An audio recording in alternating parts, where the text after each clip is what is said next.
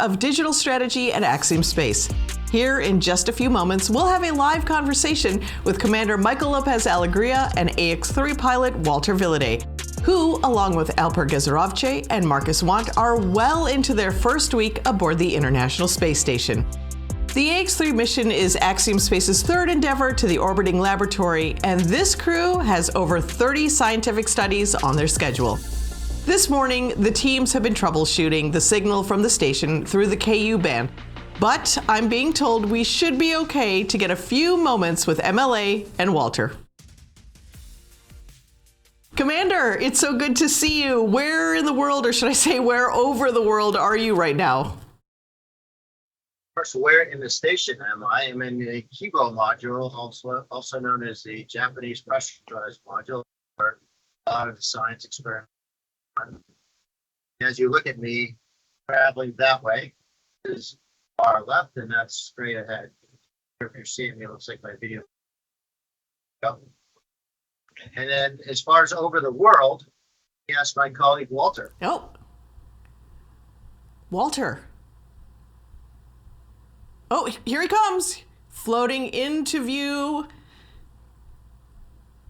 Oh, Walter's looking out the window for an update on where over the world we are.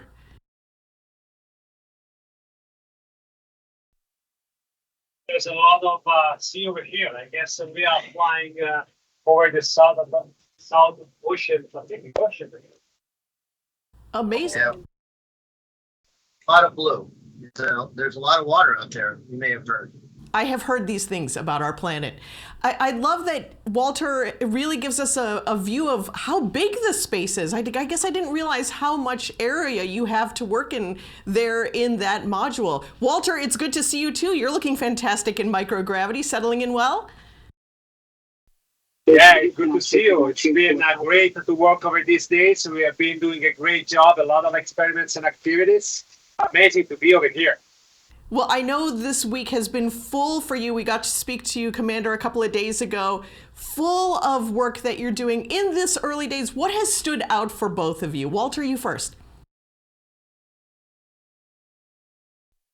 Well, it's a completely different environment over here. And I mean, there are a lot of daily activities that really looks like very different from our normal options we have on the ground. So, I mean, one of the things, for instance, is a food. Is just to eat over here is a completely different experience. And I guess so. We may show you something. For instance, this one is the way in which we can consume water. It's just an empty bottle that we need to rehydrate with some water. And by the way, all the water is recycled inside the station. And then once we filled up, we can Drink this because this is monogram. Oh, it's your personal drinking water, Michael. That's so. Let's see what it looks like to drink. You have to look around for a straw, right?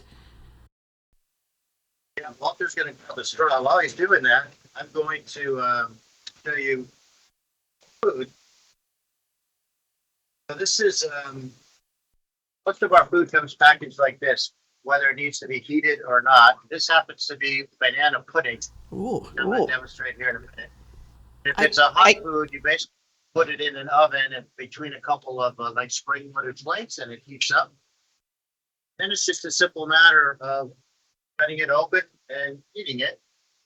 I say simple. Yeah, they were floating here. They were floating out of you. Michael, I like that you said it seems simple, but really space is hard, right?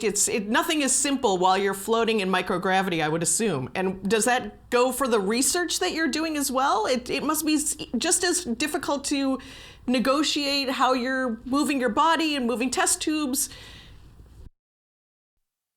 Everything you do is it just takes a lot more time, because when you get to your work site or wherever you happen to be doing, you have to figure out how to stabilize yourself first.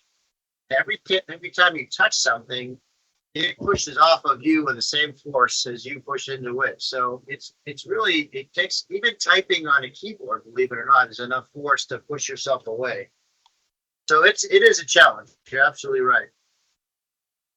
So I will show you in the meantime the water coming out. It creates a bubble, and then you actually don't need to follow behind the bubbles. You can just sip from the straw. I'm going to take my my container of banana pudding, which I won't show you because it doesn't look very good. Monogram spoon. This is the only utensil we use up here besides the scissors. And dip it in there, and it's like banana pudding. You know, watching you eat this, one, makes me very hungry. Two, makes me wonder about table manners. Do you have table manners in microgravity? Because, like, what's up, what's down, what's the top of the table? Do you have to worry about those things? Well, interesting you say that. We have a table, but we don't use it really that much except to stow our utensils. But to get them up and down, do a quick demonstration here. So Walter's going to stand still. Oh my, uh-oh.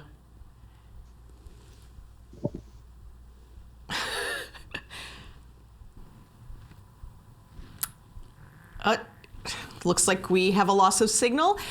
We have lost the signal with our crew. This can happen for a couple of reasons, but most likely because the ISS is passing between satellites, and that handover can cause a drop in communications. I'm hearing that we will likely need to finish our call through audio only, so let's give that a try and press ahead. Commander and Walter, in the few minutes that we have left, let's try and continue our conversation, though we won't be able to see you. Now, you and Walter seem like you're having a whole lot of fun together right now. When you're doing your research, though, I would imagine you're in different parts of the space station focused on that really aggressive schedule you have. Do you ever get to come together, or do you just save it for moments like this when you get to call down to folks like us and your families? It's some of that, but I would say we generally get together at meal times, especially dinner. Sometimes lunch. Sometimes our lunch periods are staggered, but usually dinner we are scheduled together, which is nice. A little bit like a family to catch up on how the things are going. And you're right. A lot of people are doing a lot of different things. I'm looking through the end of the other end of the Japanese experiment module into Columbus, and I see Marcus. He's wearing a VR goggle sort of thing. Earlier today, he was wearing some kind of crazy electroencephalogram cap. And yesterday he was working some robotic thing. Today, Walter had an event with the Prime Minister of Italy a couple days ago. Alfred had one with the President of Turkey. So it's crazy up here. We're super busy, but we're having a great time. I can imagine it. So what's next on the schedule today? What's coming up next on that red line for you today?